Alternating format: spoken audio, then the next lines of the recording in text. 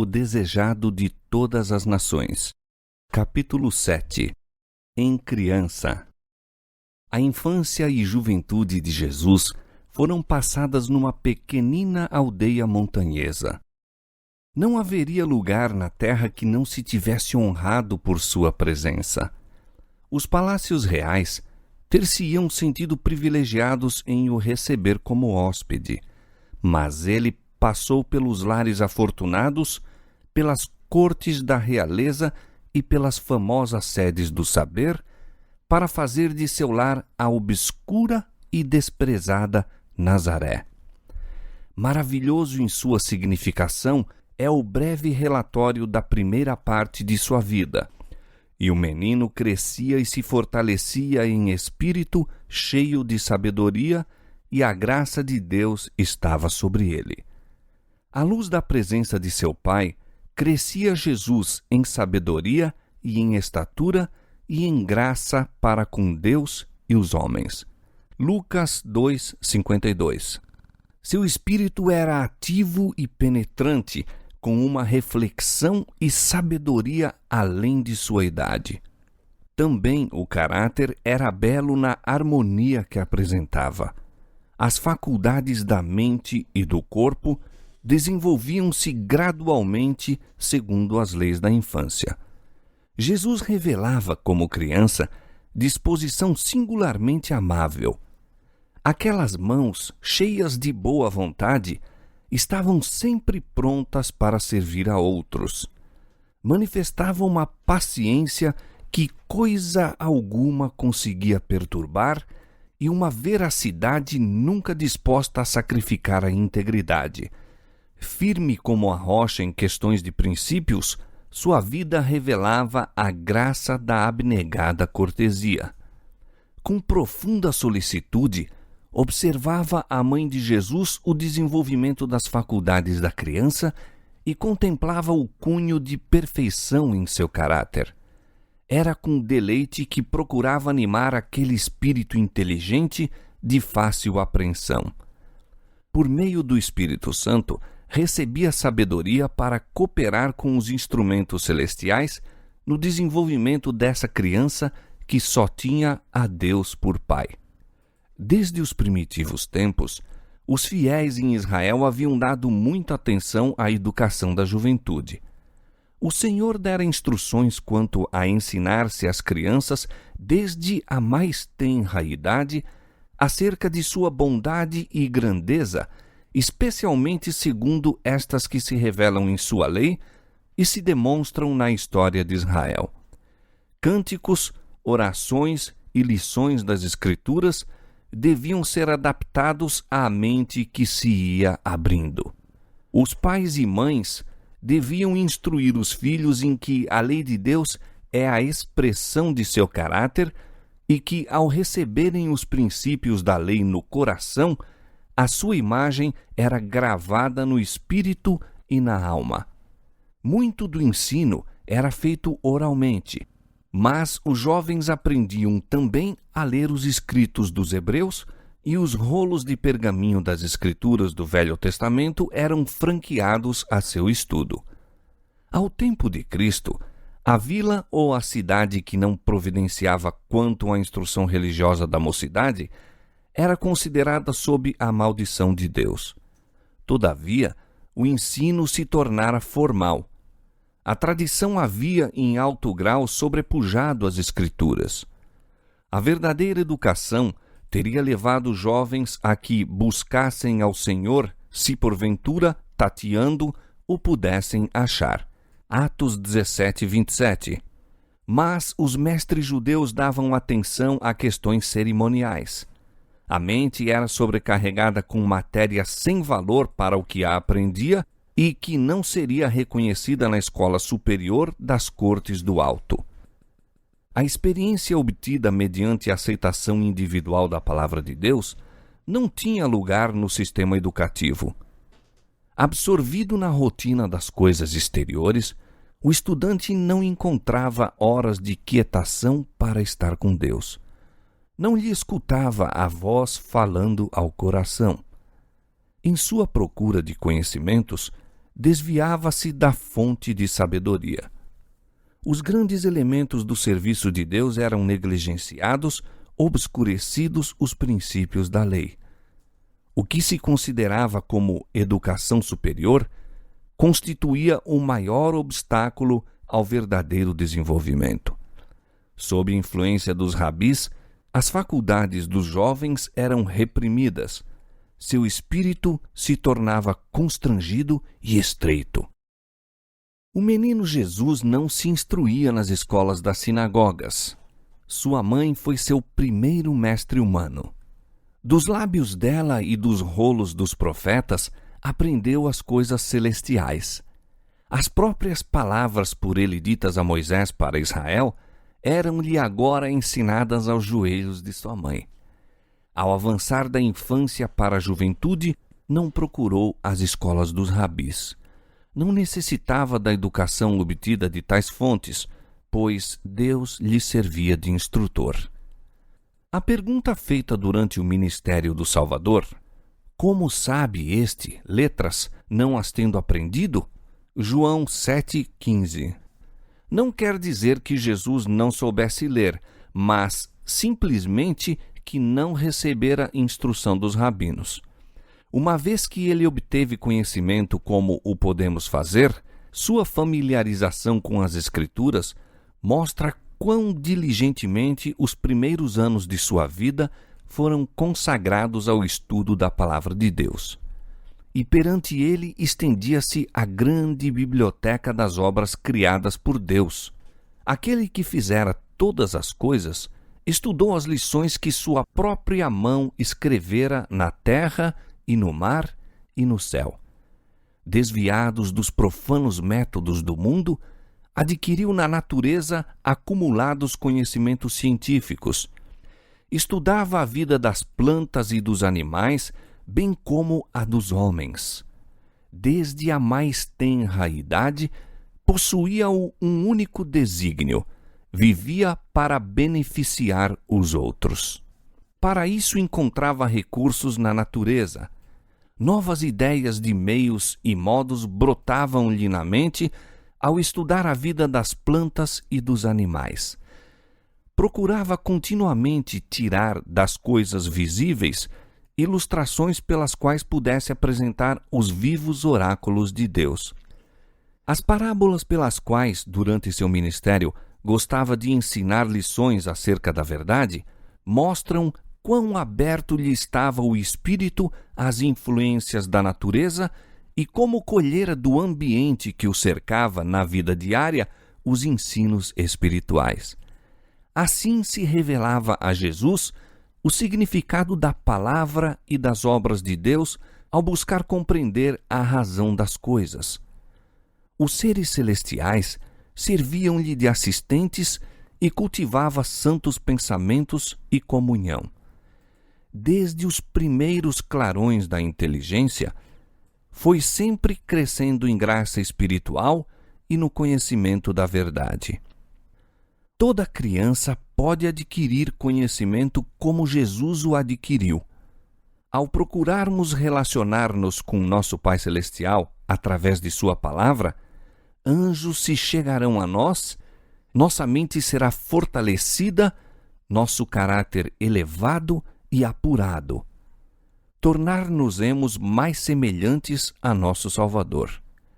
E ao contemplarmos o que é belo e grande na natureza, nossas afeições crescem para com Deus. Ao mesmo tempo que o espírito se enche de reverente respeito, a alma se avigora ao pôr-se em contato com o infinito por meio de suas obras. A comunhão com Deus, mediante a oração, desenvolve as faculdades mentais e morais, e as espirituais se robustecem ao cultivarmos pensamentos sobre assuntos espirituais. A vida de Jesus estava em harmonia com Deus.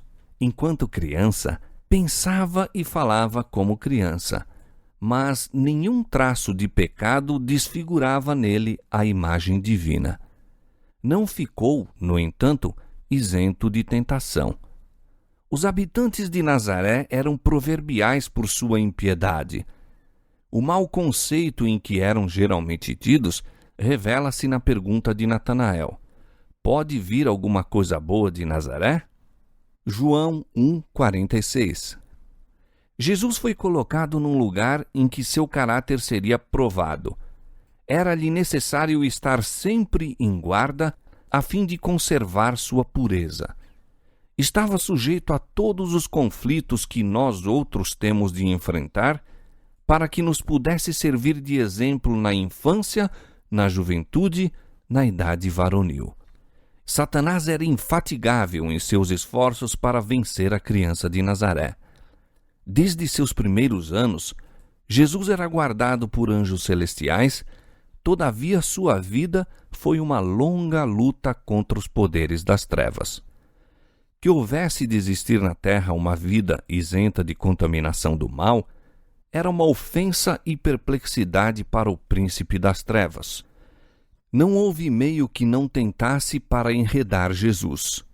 Nenhum dos filhos dos homens será jamais chamado a viver uma vida santa em meio de tão renhido conflito com a tentação como nosso Salvador. Os pais de Jesus eram pobres e dependentes de sua tarefa diária. Ele estava familiarizado com a pobreza, a abnegação, as privações. Essa experiência serviu-lhe de salvaguarda. Em sua laboriosa vida, não havia momentos ociosos para convidar a tentação. Nenhuma hora vaga abria a porta às companhias corruptoras. Tanto quanto possível, cerrava a porta ao tentador. Ganho ou prazer, aplauso ou reprovação, não o podiam levar a condescender com uma ação má. Era prudente para discernir o mal e forte para a ele resistir. Foi Cristo o único ser livre de pecado que já existiu na terra. Todavia, viveu por quase 30 anos entre os ímpios habitantes de Nazaré. Este fato é uma repreensão aos que fazem depender de lugar, fortuna ou prosperidade o viver uma vida irrepreensível. Tentação, pobreza, adversidade, eis justamente a disciplina necessária para o desenvolvimento da pureza e firmeza. Jesus viveu num lar de campônios e desempenhou fiel e alegremente sua parte em suportar as responsabilidades da vida doméstica. Fora o comandante do céu, e anjos se tinham deleitado em lhe cumprir as ordens. Era agora um voluntário servo, um filho amorável e obediente. Aprendeu um ofício e trabalhava com as próprias mãos na oficina de carpintaria de José. Nos simples trajes de operário comum, caminhava pelas ruas da pequenina cidade, indo e voltando em seu humilde labor. Não empregava o poder divino de que dispunha para aligeirar os próprios fardos ou diminuir a própria lida. À medida que Jesus trabalhava na infância e na juventude, mente e físico se lhe desenvolviam. Não empregava descuidadamente as forças físicas, mas de maneira a conservá-las sãs, a fim de fazer o melhor trabalho possível em todos os sentidos. Não queria ser deficiente, nem mesmo no manejo dos instrumentos de trabalho. Era perfeito como operário, da mesma maneira que era no caráter. Pelo exemplo, ensinou que nos cumpre ser industriosos, que nosso trabalho deve ser executado com exatidão e esmero, tornando-se assim honroso. O exercício que ensina as mãos a serem úteis e educa os jovens em fazer sua parte quanto às responsabilidades da vida, comunica a robustez física e desenvolve todas as faculdades. Todos devem procurar fazer alguma coisa que lhes seja útil ou de auxílio a outros. Deus designou o trabalho como uma bênção e somente o trabalhador diligente encontra a verdadeira glória e alegria da vida. A aprovação de Deus repousa com amável confiança sobre as crianças e jovens que desempenham alegremente sua parte nos deveres da família, partilhando as responsabilidades do pai e da mãe. Tais filhos sairão de casa para ser úteis membros da sociedade. Através de sua existência terrestre, Jesus foi um ativo e constante trabalhador. Esperava muito resultado, muito empreendia, portanto. Depois de iniciar o ministério, disse: convém que eu faça as obras daquele que me enviou enquanto é dia. A noite vem, quando ninguém pode trabalhar. João 9:4. Jesus não se esquivava a cuidados e responsabilidades como fazem muitos que professam ser seus seguidores. É porque procuram furtar-se a essa disciplina que tantos são fracos e ineficientes. Podem possuir preciosos e amáveis traços, mas são sem fibra e quase inúteis quando há dificuldade a enfrentar e obstáculos a transpor. A positividade e energia, a solidez e resistência de caráter manifestadas em Cristo têm de se desenvolver em nós mediante a mesma disciplina que ele suportou, e caber-nos-á a mesma graça por ele recebida. Enquanto viveu entre os homens, nosso Salvador participou da sorte dos pobres. Conhecia por experiência seus cuidados e asperezas e podia confortar e animar a todos os humildes obreiros. Os que possuem verdadeira concepção dos ensinos de sua vida não pensarão nunca que se deva fazer distinção de classes, que os ricos devam ser honrados de preferência aos pobres dignos. Jesus punha em seu trabalho alegria e tato. Muita paciência e espiritualidade se requerem para introduzir a religião bíblica na vida familiar e na oficina, suportar a tensão dos negócios do mundo e, todavia, conservar as vistas unicamente voltadas para a glória de Deus. Aí é que Jesus foi um auxiliador. Nunca estava tão cheio de cuidados do mundo que não tivesse tempo para pensar nas coisas de cima.